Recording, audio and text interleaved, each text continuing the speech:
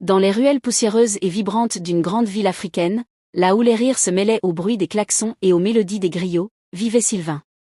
Jeune homme aux yeux vifs mais marqués par la faim, il était l'enfant de la rue, un fantôme silencieux qui cherchait sa place parmi les étals du marché et les pas pressés des passants.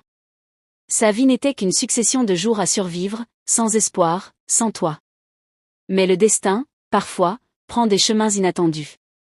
Un matin, alors que Sylvain fouillait un conteneur, une main solide se posa sur son épaule. C'était Tonton Maillot, un homme dont la réputation dépassait les frontières du quartier. Respecté de tous pour sa sagesse et sa fortune acquise à la sueur de son front, Tonton Maillot était un pilier de la communauté, un homme qui voyait au-delà des apparences. « Jeune homme, dit-il d'une voix grave et douce, tu as des flammes dans les yeux. Veux-tu un avenir ?» Sylvain, incrédule, accepta. Tonton Maillot lui offrit plus qu'un emploi, il lui offrit une maison, de la nourriture, et un apprentissage. Sylvain devint son chauffeur, arpentant les rues à bord du grand 4x4 de Tonton. Il apprit la discipline, la ponctualité, le respect des autres.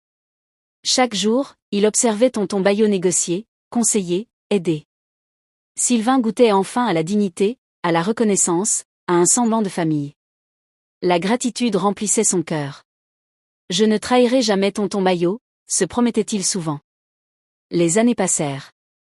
Sylvain, autrefois maigrelet, avait pris de l'assurance.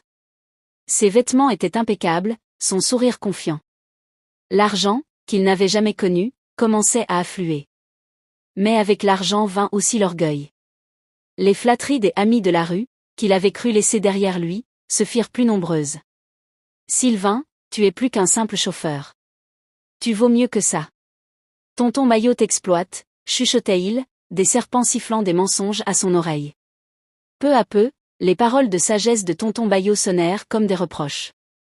Les conseils se transformèrent en contraintes.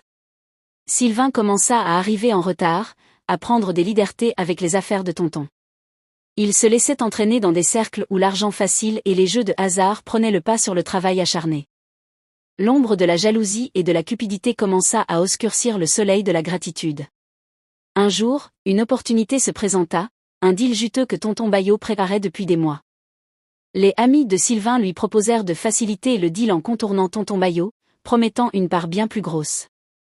L'image de sa vie d'avant, de la faim et du désespoir, lutta contre la tentation de la richesse instantanée. L'orgueil l'emporta. Sylvain trahit la confiance de l'homme qui l'avait tout donné. Le deal échoua. Tonton Maillot perdit une fortune et, plus important encore, sa foi en Sylvain. Le jeune homme fut renvoyé, son rêve brisé par ses propres mains. La rue Lacu.